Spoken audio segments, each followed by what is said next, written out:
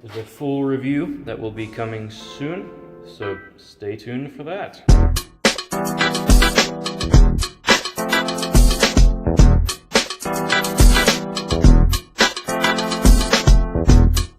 Hey there guys, this is Dreams420 here, back at it again with yet another figure review, and this time we're going to be taking a look at the S.H.Figuarts Goku Black event exclusive color edition. This figure was an exclusive to numerous conventions last year, ranging from San Diego Comic-Con to New York Comic-Con, some events in Germany, Hong Kong, all kinds of crazy stuff. I have no idea what the over-the-counter price for this figure was. If anybody can tell me what that was, that'd be greatly appreciated, but as far as I can tell, there were no archives of what this figure sold for at retail price. I'm going to make a very rough estimate that this figure sold for about $65 to $70 at retail price, and for that kind of a price, that's definitely a pretty good deal given what you're getting. Anyways, let's move on to the box. So the box itself is pretty big. You can see through the clear window there, Goku Black. We have S.H.Figuarts Goku Black, Super Saiyan Rose event exclusive color edition. Snake Stand logo, Dragon Ball Super logo, event exclusive. Tamashii Nation's quality sticker, as if that was actually supposed to be taken seriously. The silver Toei Animation sticker, as well as the blue Bandai and Tamashii Nation's logos. We have a picture of Goku Black there, powering up with the aura behind. Goku Black, Super Saiyan Rose, event exclusive color edition. Some Japanese that I can't read, probably translates to product may differ from photo. Back there we have some pictures of Goku Black. I have a picture of him jumping with the sword there, and then we have a picture of him powering up again. Then we have a picture up at the top there of him teleporting, even though I don't remember Goku Black ever using instantaneous movement. Inside we have Goku Black Super Saiyan Rose event exclusive color edition S.H.Figuarts up top. And then up top we have the S.H.Figuarts logo. S.H.Figuarts is a new standard figure series that uses the art style of Tamashii Nation's action figures to successfully pursue character expression through humanoid action. Like I showed in the unboxing, the packaging got beaten up in transit. Is the man. Are you?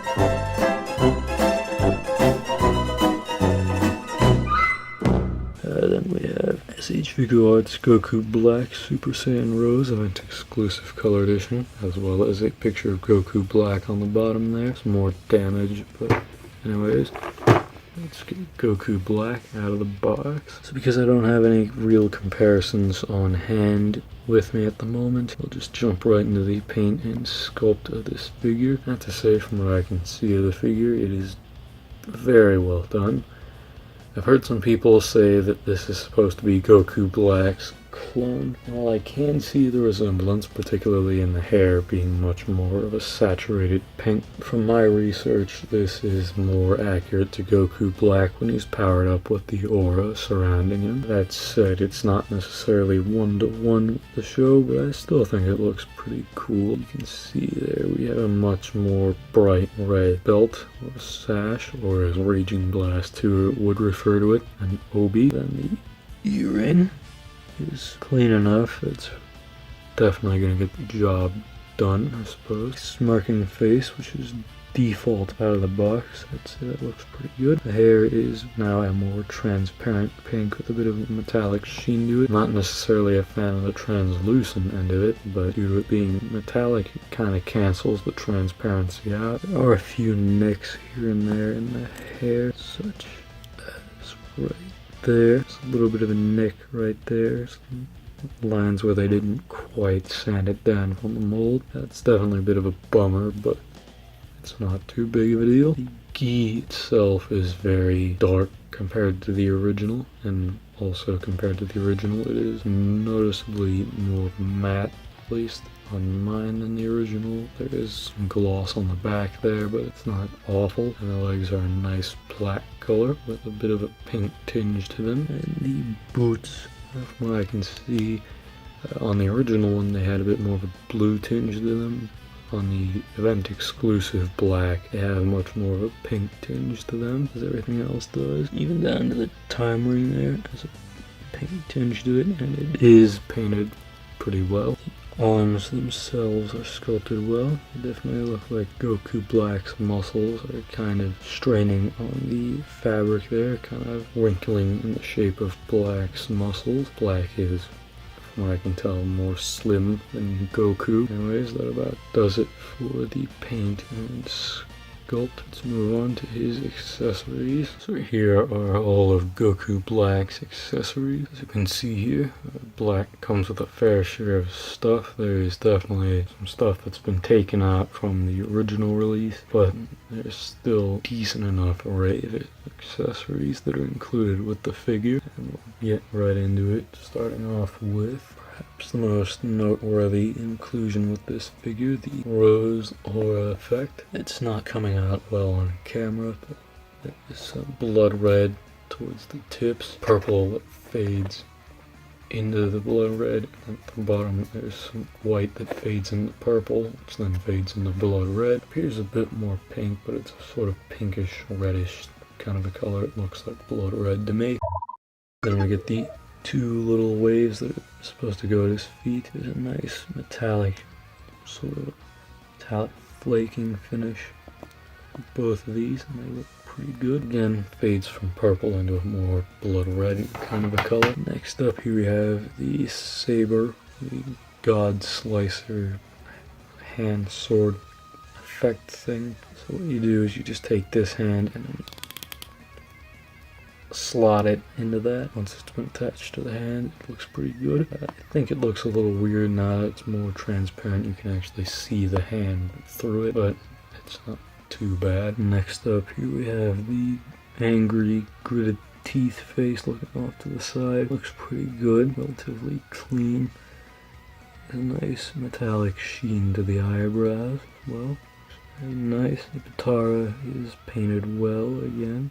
Well enough for something as small as it is. This is one of the inclusions with the basic Goku Black. Just about everything here was included with the basic release of Goku Black. They're just repainted for this exclusive. This looks pretty good. It actually looks a little bit better than the original, if I'm being honest. I like the more sharp look to the face. It's a bit more threatening, I suppose. Lastly, here we have possibly my least favorite out of the faces, the screaming face. For one, the eyebrows could have been a little bit more exaggerated to make him look a little bit more angry. Pupils could have been a bit smaller, and speaking of the pupils, the shapes are inconsistent. This is more of a vertically facing half oval. This is much more of a half circle, but if you display them right, you're probably not going to notice that. Next up here we have the Kamehameha gripping hands. They don't have any shading or anything too special, but they do look pretty okay. Time ring is painted well. Next up here we have the fighting stance hands with the time ring painted on this again pretty well. I think a bit more of a matte finish could have done them wonders, but again, they get the job done. Here we have what's either supposed to be the pose when he was holding Vegeta's chin up, or just sort of like an instantaneous movement hand. I can't really tell what this was here for, but it looks pretty good. It could be used sort of like a finger gun kind of thing, but I doubt Black would ever do that. The time ring is again painted pretty well. It does bleed a little bit into the thumb, not to a noticeable extent though. Lastly, we have the pointing finger hand. Looks pretty good. It can be used for several purposes. I used to have my original Goku Black displayed sort of taunting his opponent. It wasn't an opponent for him to face, he just sort of did this, but it works. Either as like an ominous sort of pointing, like he's pointing at the Grim Reaper or something like that, or he could be taunting his opponent. This hand looks pretty good. The time ring is still painted pretty clean. Overall, I'd say even though they cut out, I believe it was called the Black Kamehameha Charge and the normal base form head, I'd say what this one comes with makes up for it in a few ways. It is a pretty good array of accessories, it's kind of limited in some spots. Anyways, let's move on to Goku Black's articulation. So moving on to Black's articulation, the head, you can look up that far. down about that far. Not too great of a pivot, and the neck doesn't really help it. I'm not going to force it because the way the head peg is engineered does go full 360. Waist can crunch about that far forward, crunch about that far back. And the sleeves are on ball pegs, just like how almost every other Goku or anybody else with this body has it. That allows his arm to raise up about that much. If you don't want it to break the sculpt, it goes out about that much, which is still fine. It swivels the whole way around at the upper shoulder. There's a bicep swivel and double joint at the elbow. A wrist pivot and swivel. The leg can kick up about that high. The skirt is made out of a rubbery plastic, so don't expect that to get in the way. There's a thigh swivel and the double joint at the knee. Ankle joint, it does move down pretty far. Doesn't move up all that well, and it does go side to side and spins full 360. And then there is a toe crunch. Overall, I'd say black has some pretty solid articulation. But anyways, let's move on to my final thoughts on the event exclusive Goku Black.